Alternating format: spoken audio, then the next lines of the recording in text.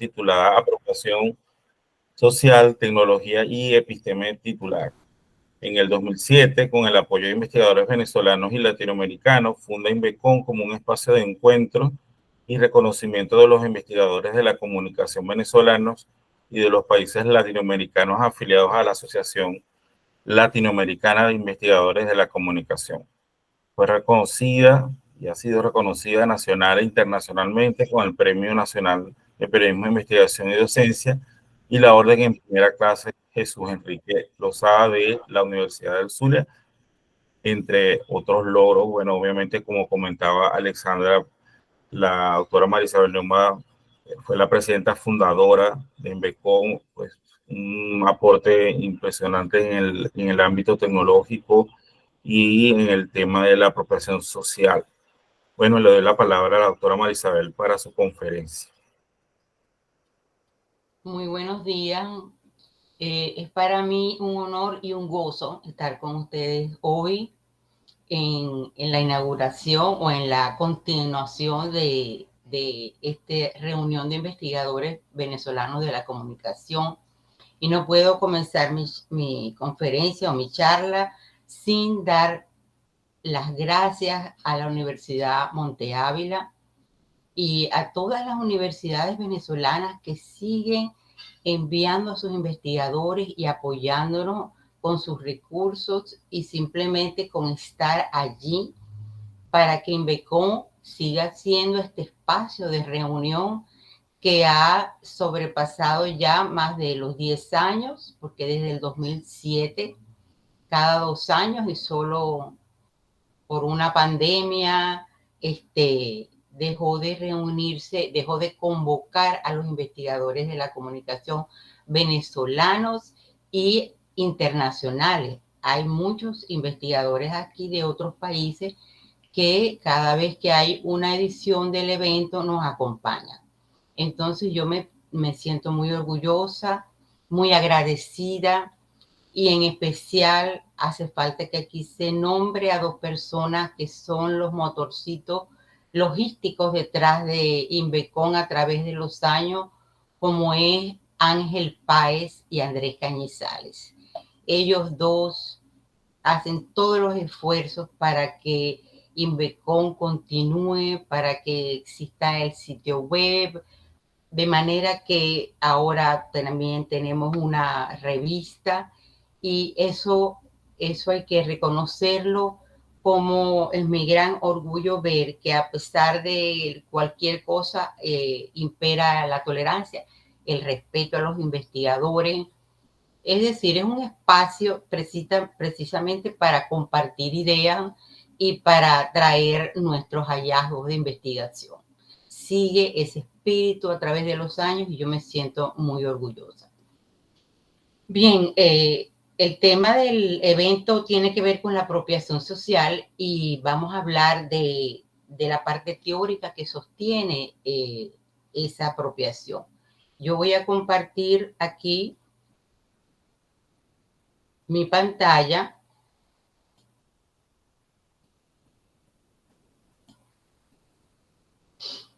para que entonces podamos avanzar en la revisión de este tema, porque la categoría apropiación social la estuvimos trabajando como fruto precisamente de haber observado y estudiado cómo nos apropiábamos de las tecnologías de la información. Primero, allá atrás, cuando empezó la gran revolución en las comunicaciones con las tecnologías de la información y la comunicación, famosamente llamadas TIC, y cómo eso fue impactando nuestras vidas y empezaron por las grandes empresas. La comunicación fue una de los primeros cambios que hubo después de la banca con respecto a asumir esta innovación y aplicarla en esa función. Eso fue realmente fuerte porque por muchísimos años los periódicos y los medios venían trabajando de una manera y esto venía a cambiar muchísimas cosas. En el caso del periodista no cambió su forma de recoger la información, pero sí le aligeró el trabajo para poder hacer llegar su información al medio y poderse distribuir. En esa época, que ya muchos años atrás, para los años 80 y 90, vemos una gran producción en el área de apropiación social, inclusive fuera de Latinoamérica.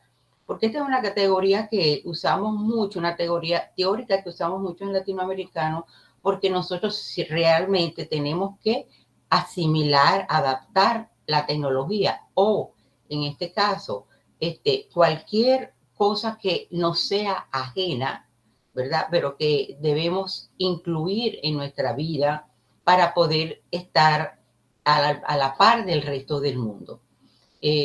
Venezuela siempre ha sido un país líder en adoptar las cosas nuevas y en ese sentido nosotros vivimos uno de los primeros países que tuvo esto en las redacciones de los periódicos fueron los periódicos venezolanos.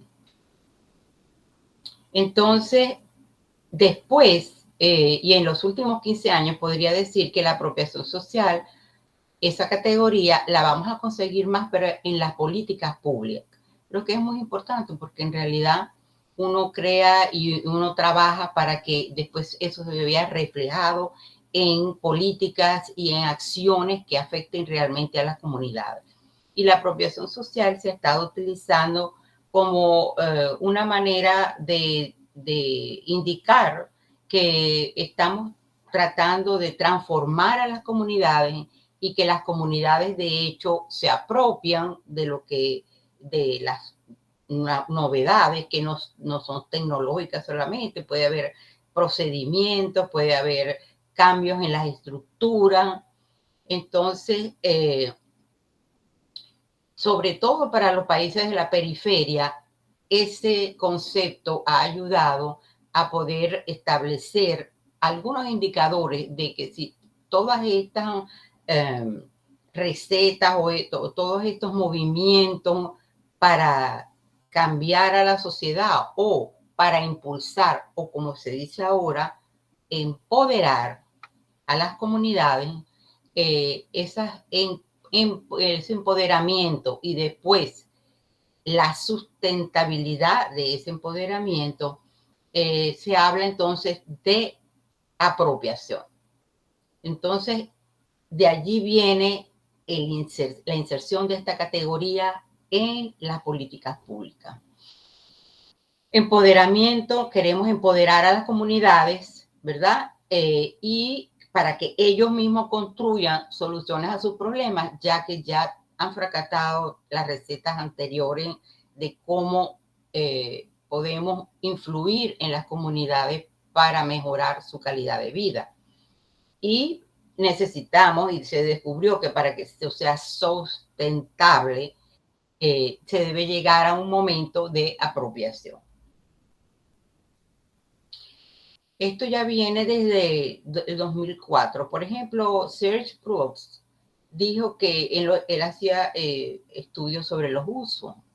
Entonces dice que la apropiación social es condición que el contacto con lo apropiable, que ese contacto produzca un cambio, no sobre lo apropiable en sí, sino las prácticas sociales asociadas con lo apropiable. Pero él va más allá. Dice que lo que se apropia deben poder regular el resultado del cambio en las prácticas sociales. Entonces ya allí se ve cómo ya él está comprendiendo la apropiación, cuando habla de apropiación, que es algo que viene del que se apropia. Y entonces a un nivel colectivo, la apropiación social supone que los usuarios estén adecuadamente representados en el establecimiento de políticas públicas y al mismo tiempo sean tenidos en cuenta en los procesos de innovación. Entonces, con simplemente esa característica, no muchas cosas que se denominan en las políticas públicas la apropiación no se ha dado, porque la apropiación tiene sus condiciones. Y yo las llamé así, pero No importa el nombre que le pongamos, es lo que hay detrás de eso para que se comprenda. Entonces, la primera condición sería inalienable. ¿Por qué? Porque la apropiación tiene que surgir del que se apropia. Es un acto intencional del que se apropia. Nosotros no podemos crear productos para las comunidades y decir que ese producto demuestra la apropiación. No, porque la apropiación viene del lado de allá. Y entonces, otra característica es sí, que lo apropiable, que lo que se va a apropiar sea ajeno. Uno no se apropia de lo propio. Es decir, que lo que es autóctono, que la cultura y los procedimientos y los productos que las comunidades producen ellas mismas, que son autóctonas, no necesitan ser apropiadas.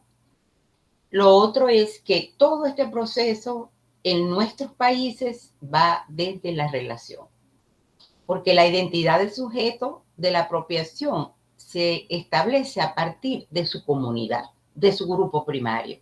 Ese es su horizonte de comprensión del mundo y no es un acto individual, es un acto relacional que además se enuncia desde otra parte, porque no se enuncia desde el que quiere aplicar las políticas, se enuncia desde otro lugar que es el horizonte de comprensión de ese sujeto que se apropia. Entonces comprendemos la apropiación social como el proceso que activan las comunidades periféricas frente a las formas ajenas de cultura, bienes de consumo y estructuras organizacionales, implicando un proceso subjetivo de recodificación que parte de un horizonte hermenéutico otro y en un contexto de resistencia. ¿Dónde está la apropiación? ¿Cómo la detectamos? ¿Cómo la medimos? Bueno, la apropiación, como lo que se apropia, es tan diverso, tiene tantas categorías dentro de ella misma. Nosotros debemos mirar primero cuáles son los escenarios, en qué escenario realmente vamos a conseguir a la apropiación, dónde la podemos buscar y medir, porque para la investigación es importante establecer parámetros para dar resultados fiables. Entonces, esos escenarios están todos a través de la relación. Por ejemplo, donde se dan las mediaciones, ¿verdad?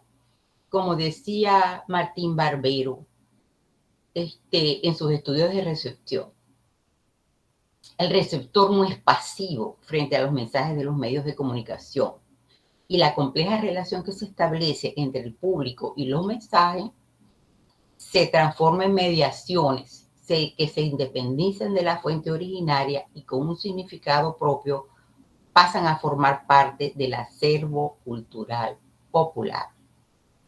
Entonces, en los escenarios donde se dan las mediaciones, vamos a conseguir apropiación.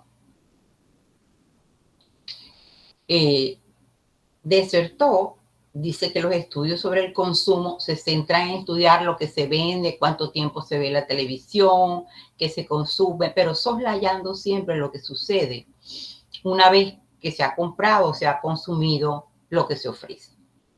La pregunta crucial es, ¿qué hace el consumidor con lo que ve, absorbe, recibe o compra? Es decir, está del lado del sujeto de la apropiación lo que hay que investigar.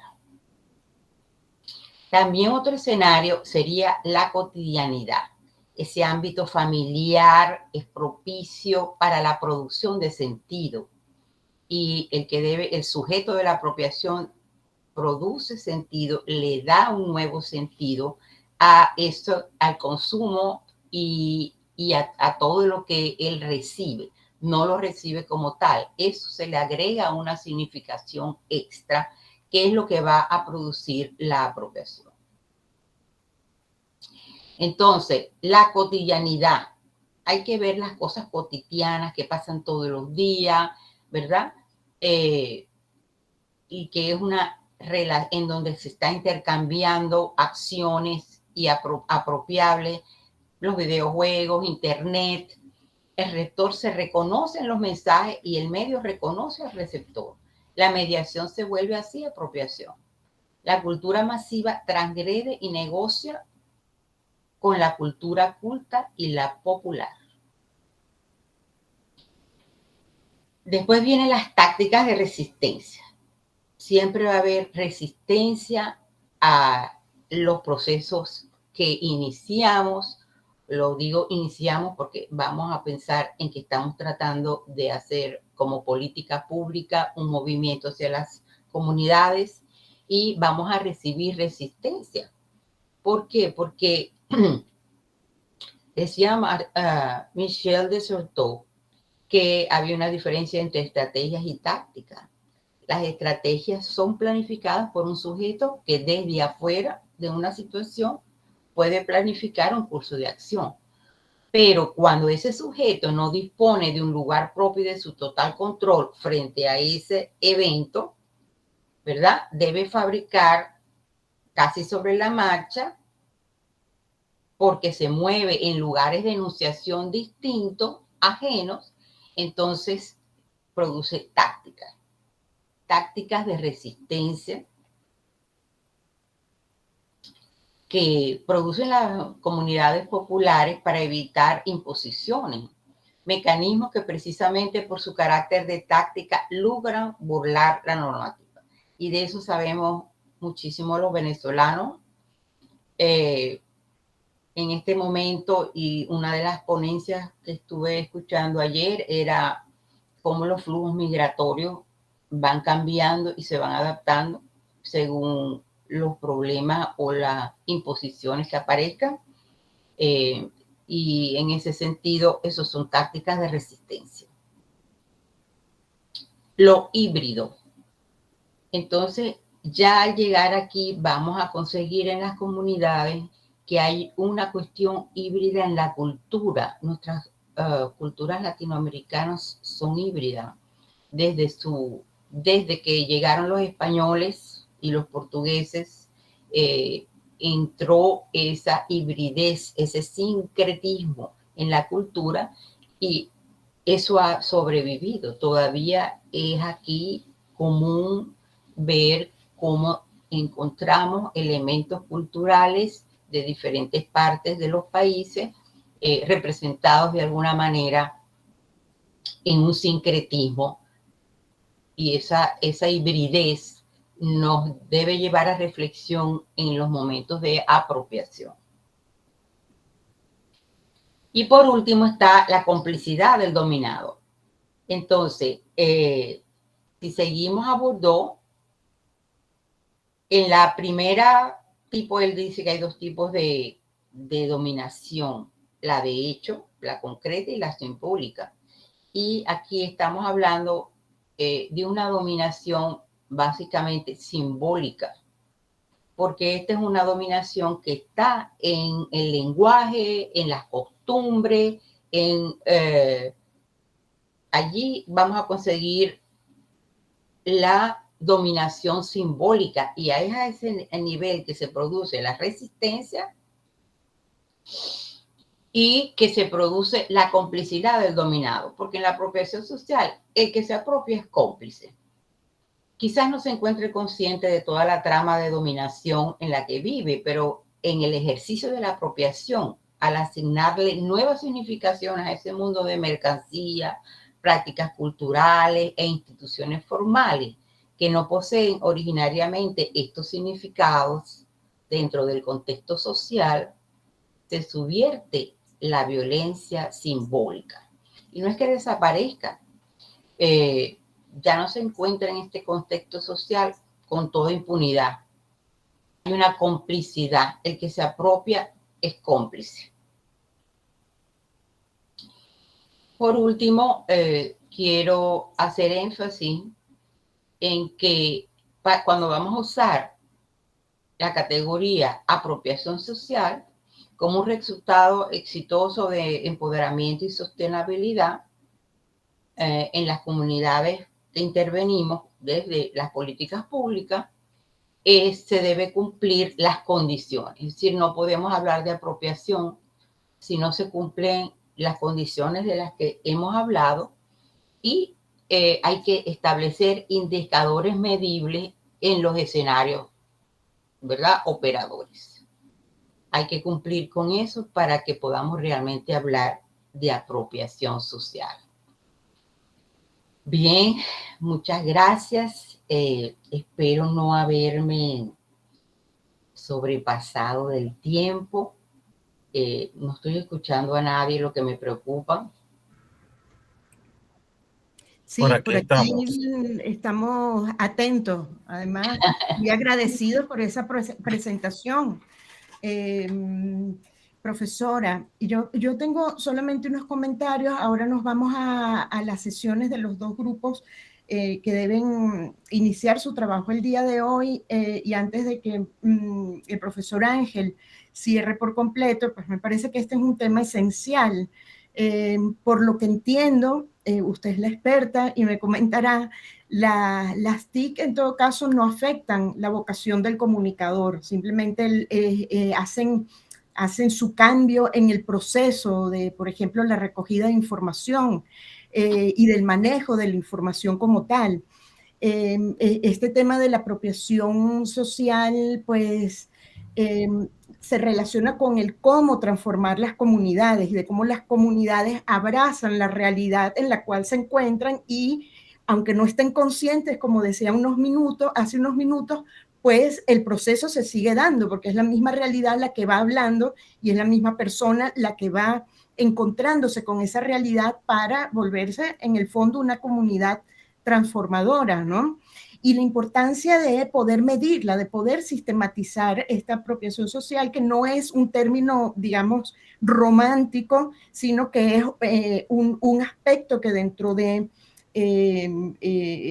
la historia que vivimos y que vamos construyendo como seres humanos, pues nos ofrece esa oportunidad de mirar los contextos, de ver cómo los seres humanos son activos frente a los contenidos mediáticos con los cuales nos encontramos. Todo este tema de las mediaciones sociales que son también fundamentales.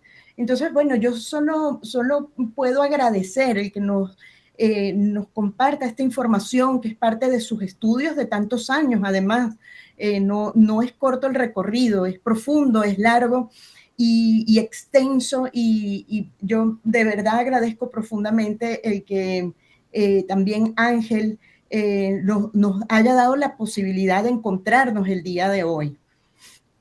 No sé, Ángel, si quieres comentar algo y nos vamos directo a los grupos de trabajo.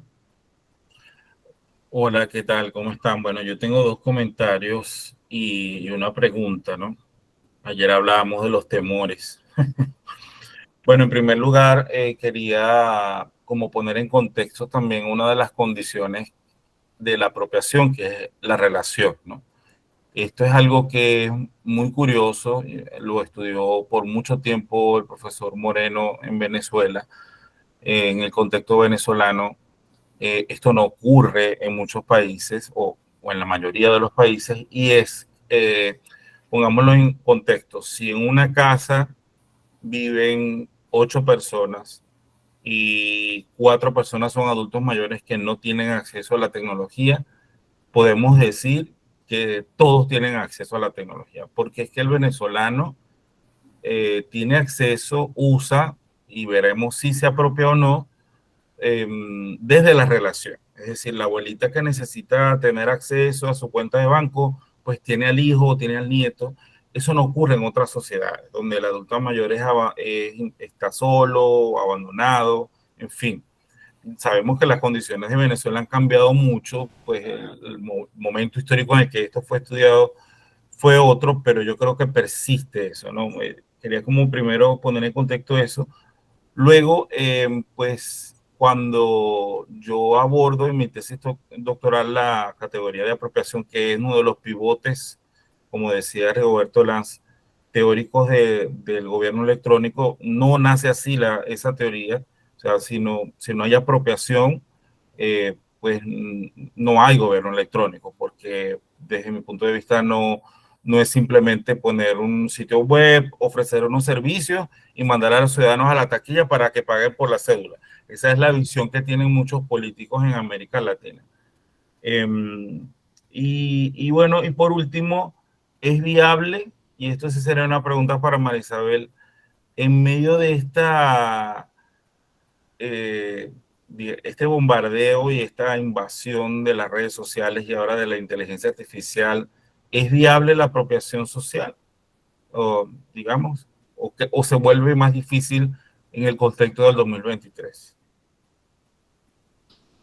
La apropiación en nuestros países está desde que llegaron los españoles. Siempre que hay lo ajeno, si se cumplen las condiciones de la apropiación, va a haber apropiación. Y tú puedes ver que en esos escenarios de operación que dibujamos allí, esos escenarios existen, siguen estando allí. Lo que hemos hecho es estudiarlos y conseguir allí las formas de la apropiación. Recuérdate, Ángel, que estos estudios vienen de lo que ellos llaman los estudios de uso, la tecnología, uso. Y claro, nosotros los ampliamos porque nosotros vivimos lo ajeno, cubre también lo cultural, no es solamente tecnológico. Cultural, en los procedimientos, las estructuras de las organizaciones.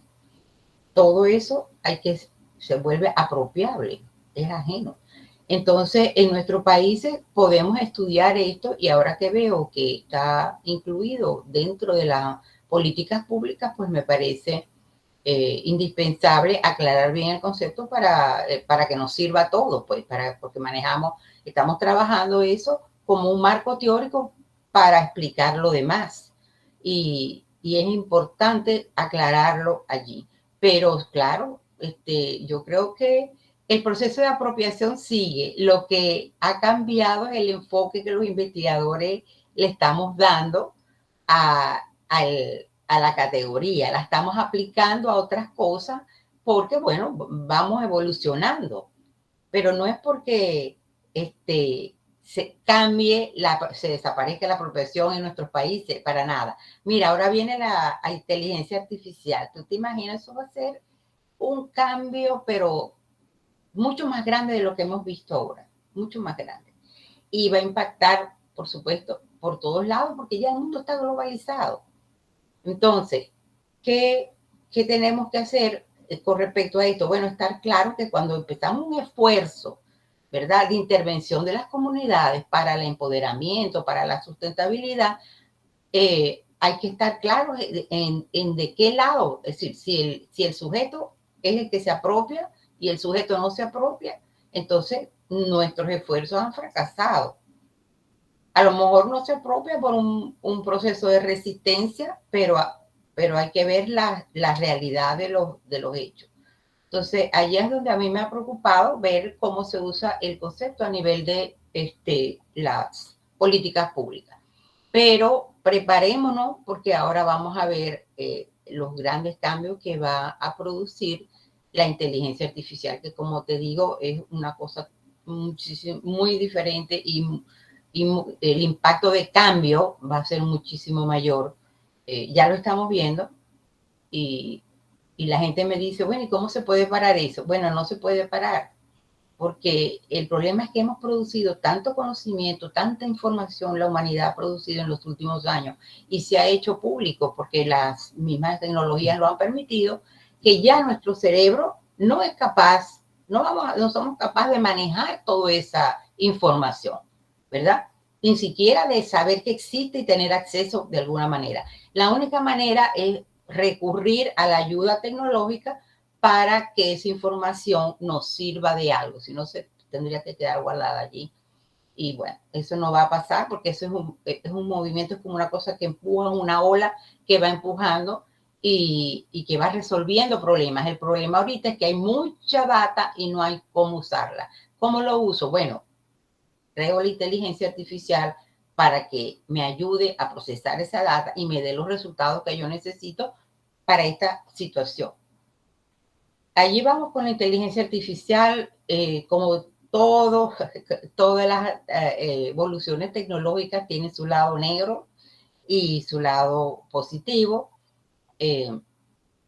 ahí dependerá de la reglamentación, que ha faltado mucho. Las leyes en el área tecnológica van detrás de los adelantos y las evoluciones, y todavía la reglamentación de eso no en ninguno de los países. Yo creo que los que más adelantados están en esto son los europeos.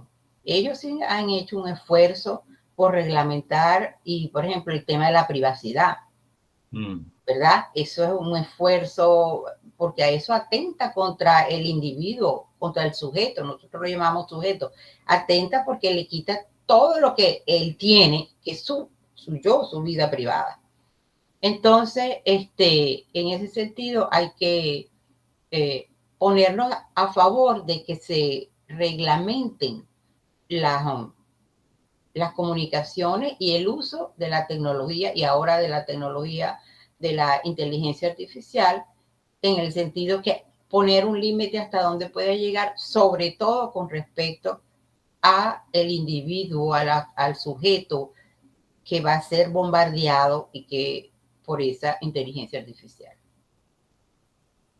Muchas gracias, Marisabel. Bueno, si alguien tiene alguna pregunta, un comentario. Sí. Aquí hay un comentario del Miguel Mendoza, nos dice que la inteligencia artificial es muy peligrosa y que debemos estudiarla y comentar sobre ella, el tema del conocimiento, de ver hasta dónde llegamos con esto, y de cómo ese conocimiento se convierte también en gratificación y en oportunidad. Es decir, no es simplemente el esfuerzo de alcanzar este conocimiento, de tratar de llegar a la verdad, de hacer bien en las comunidades en las que nos encontramos, es la posibilidad del desarrollo de una persona que impacta en la sociedad y que, como decíamos ayer, de alguna manera favorece esa construcción del bien común y su conocimiento, ¿no?